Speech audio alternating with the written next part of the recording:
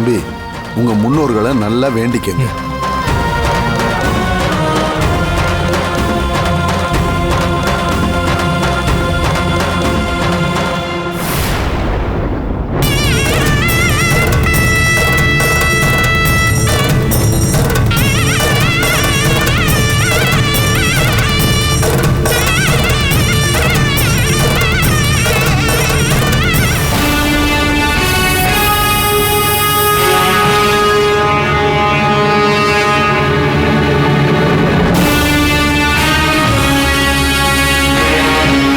அந்த கனகா காவேரி கொன்னது மட்டும் இல்லாம அசோக் கையால அவனுக்கே தெரியாம காவேரிக்கு செய்ய வேண்டிய காரியங்களையும் செய்ய வச்சுட்டா.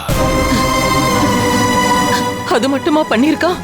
எரியிற நெருப்புக்குள்ள காவேரி துடி துடிச்சு சாகும் போது ஊரே கூடி நின்னு கை தட்டி சிரிச்சு வேடிக்கை பாக்குற மாதிரி எல்லாம் பண்ணிட்டா.